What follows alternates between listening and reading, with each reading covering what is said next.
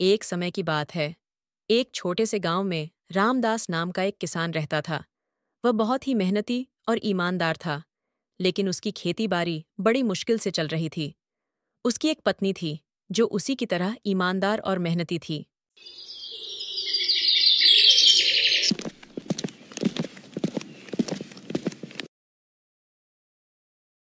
हे भगवान, आप तो जानते ही हो मैं कितना गरीब हूँ। बहुत मेहनत करने के बावजूद भी मैं कुछ नहीं कमा पाता हूँ। रामदास इतना कहकर फिर अपनी किस्मत को कोसता हुआ काम करना शुरू कर देता है।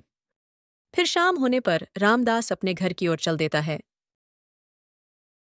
अरे भाग्यवान, कहाँ हो? सुनती हो? तभी रामदास के पास उसकी पत्नी मीना आती है। हाँ जी, बोलिए क्या हुआ? भाग्यवान, इस साल बारिश होने के कारण हमारी फसल अच्छे से नहीं हुई है। मुझे लगता है कि इस बार भी हमें फसल में कोई मुनाफा नहीं होगा, और इस साल तो हम पे इतने पैसे भी नहीं हैं जो मैं नई फसल के लिए बीज लो सकूं।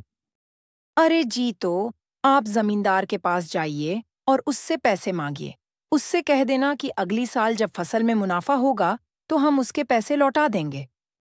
हाँ भाग्यवान, लेकिन वो जमींदार है ना, उधार के बदले कई गुना ब्याज लेता है। और वैसे भी हम पे छोटा सा तो खेत है, उसका ब्याज हम कैसे चुको पाएंगे?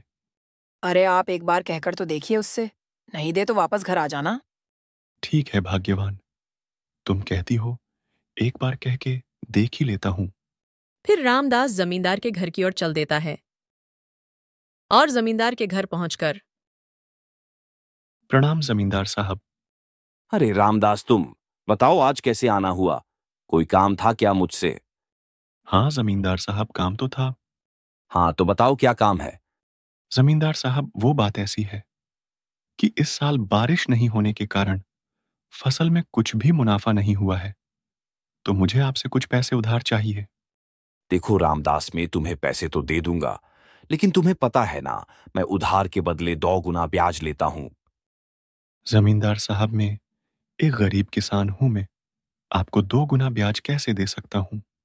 देखो रामदास, अगर तुम मुझे ब्याज नहीं दे सकते तो मैं तुम्हें पैसे नहीं दे पाऊंगा। जमींदार की यह बात सुनकर रामदास उदास हो जाता है और फिर वे अपने घर की ओर आ जाता है। भाग्यवान उस जमींदार ने हमें पैसे उधार देने से मना कर दिया। वह कह रहा था कि अगर हम उसे 2 गुना ब्याज नहीं दे सकते तो वो हमें पैसे उधार नहीं देगा। ठीक है जी, कोई बात नहीं। आप एक काम करना, मेरा सोने का हार है। आप उसे बाजार में बेच देना और जो उससे पैसे आएंगे उससे खेत के लिए बीज ले आना। नहीं भाग्यवान, वो हार तुम्हें तुम्हारी माँ ने दिया था, मैं उसे नहीं बेच सकता। अरे जी, वो हार अगर हमारे मुसीबत के वक्त काम नहीं आएगा तो कब आएगा? अब आप ज्यादा सवाल मत करिए। उसे कल सुबह बाजार जाके बेच आना। ठीक है भाग्यवान, जैसा तुम कहो। मीना रामदास को हार लाके दे देती है और फिर अगली सुबह रामदास उस हार को बाजार में बेचने के लिए चल देता है। फिर रामदास उस हार को बाजार में बेच देता है और उससे जो पैसे आते हैं वो उससे खेत के लिए बीज ले लेता है। बीज लेके वह घर की ओर आ जाता है। भाग्यवान, मैं बाजार से बीज ले आया हूं। अब मैं कल से ही खेत में काम शुरू कर दूंगा, जिससे हमारी फसल समय पे पक सके।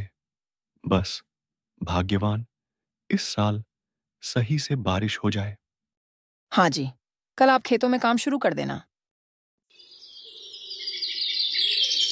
फिर अगले दिन रामदास अपने खेतों पर चल देता है और खेतों पर पहुंचकर अपना काम शुरू कर देता है। तभी उसकी कुदाल किसी ठोस चीज से टकरा जाता है। अरे, ये मेरी कुदाल किस चीज से टकरा गई लगता है? जमीन के अंदर कोई चीज है लगता है, और खोद के देखना पड़ेगा। फिर रामदास दोबारा खोदना शुरू कर देता है। तभी रामदास को एक संदूक दिखाई पड़ता है। रामदास उस संदूक को देख चौंक जाता है और कहता है, अरे, ये कैसा संदूक है? इस संदूक के अंदर क्या हो सकता है? इतना कहते हुए रामदास संदूक को लेकर घर आ जाता है। रामदास संदूक को अपनी पत्नी को दिखाता है। अरे ये जी, आपको संदूक कहाँ से मिला? और संदूक के अंदर क्या है? भाग्यवान, ये तो मुझे भी नहीं पता कि इस संदूक के अंदर क्या है। इस संदूक के ऊपर कुछ लिखा है, लेकिन इसने सालों से जमीन के अंदर रहने की वजह से मिट गया है। लेकिन जी, इस संदूक को खोलने का कोई तो तरीका होगा ना, या फिर ये संदूक बंद ही रहेगा? हम एक काम करते हैं भाग्यवान, हम एक पंडित जी को बुला के लाते हैं। सिर्फ वही बता पाएंगे कि यह संदूक कैसे खुलेगा। ठीक है जी, फिर आप कल सुबह ही जाके पंडित जी को बुला के ले आना। फिर अगले दिन रामदास पंडित जी को बुलाने चल देता है और पंडित जी के घर पहुंचकर, प्रणाम पंडित जी। अरे रामदास, तुम बताओ आज कैसे आना हुआ? पंडित जी कुछ नहीं, वो थोड़ा सा काम था तो आपको बुलाने आया हूं। हाँ बताओ रामदास, क्या काम था? पंडित जी, वो मैं जब कल खेतों में बीज डालने के लिए खुदाई कर रहा था, वो मुझे जमीन में एक पुराना संदूक मिला। तो उस संदूक को जब मैंने खोलने की कोशिश की तो वह खुला नहीं। उस पे कुछ लिखा हुआ था जो मिट्टी के कारण मिट गया है। अब आप ही उस संदूक को खोलने का कोई उपाय बता सकते हैं। अच्छा, तो वो संदूक कहाँ है जो तुम्हें मिला है? पंडित जी, वह संदूक मेरे घर पर है। अच्छा, तो चलो फिर तुम्हारे घर। पंडित जी इतना कह रामदास के घर चल देते हैं। पंडित जी उस संदूक को देख कहते हैं, ये एक जादुई संदूक है। इसे खोलने के लिए तुम्हें अपने सही मन और सच्चे दिल से एक प्रश्न का जवाब देना होगा, तभी ये संदूक को तुम खोल पाओगे। लेकिन पंडित जी, इस संदूक को खोलने के लिए जो प्रश्न है वह क्या है? बेटा, प्रश्न ये है कि जीवन का सबसे बड़ा धन क्या है? अगर तुमने इस प्रश्न का सही जवाब दे दिया तो यह संदूक खुल जाएगा, वरना नहीं। ठीक है पंडित जी, जैसा आप कहो।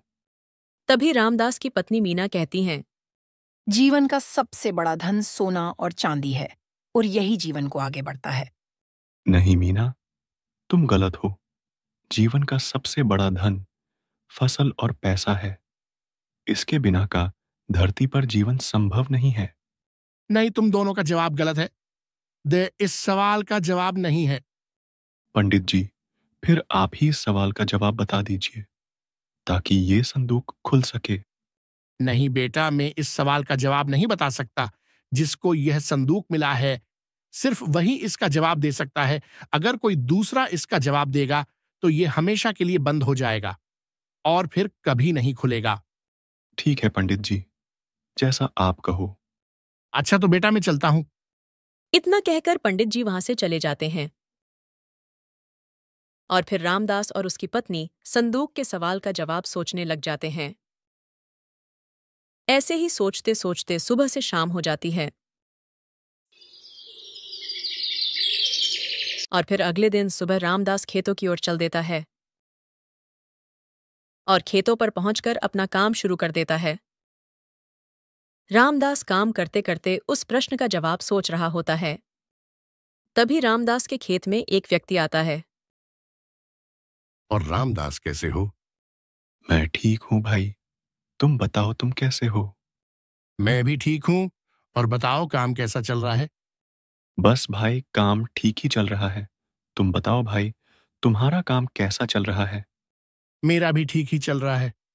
अरे भाई, मैंने सुना है तुम्हें एक जादुई संदूक मिला है। हाँ भाई, मिला तो है। तो क्या तुमने उसे खोल के देखा कि क्या है उसके अंदर?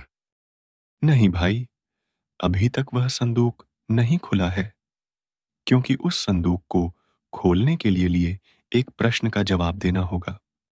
अच्छा, तो भाई क्या है वह प्रश्न?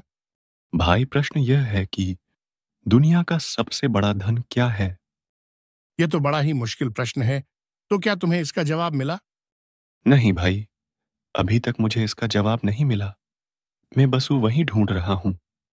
अच्छा, तो ठीक है भाई, मैं चलता हूं। इतना कहकर वह व्यक्ति वहां से चला जाता है। फिर शाम होने पर रामदास घर की ओर चल देता है। जब रामदास घर की ओर जा रहा होता है तो वह देखता है कि गांव में सभी लोग मिलजुल कर रहते हैं और एक दूसरे का साथ भी देते हैं।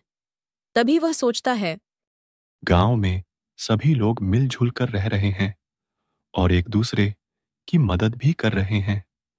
इसलिए जीवन का सबसे बड़ा धन अपनी मेहनत और दूसरों को प्यार है।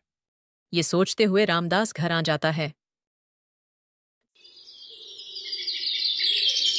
फिर अगली सुबह रामदास ने संदूक के पास जाके कहा, जीवन का सबसे बड़ा धन इंसान की अपनी अपनी मेहनत और दूसरों का प्यार है। यही दुनिया का सबसे बड़ा धन है। रामदास जैसे ही कहता है, संदूक खुल जाता है और संदूक के अंदर सुंदर चमकते हुए अनमोल रतन थे। तभी संदूक रामदास से कहता है, रामदास, तुम्हारी सोच बिल्कुल सही है। सच्चाई और मेहनत से मिलने वाला प्यार ही जीवन का असली धन है। ये अनमोल रतन तुम्हारे जीवन को और भी सुंदर बनाएंगे। लेकिन यह याद रखना कि असली खुशियां सिर्फ सच्चाई और मेहनत से मिलती हैं। ऐसे ही रामदास को जीवन का असली मतलब पता चला और उसने वो सभी रतन अपने गांव की भलाई के लिए इस्तेमाल किए और सबके साथ मिलजुल कर अपनी जिंदगी को सुखमय बनाया।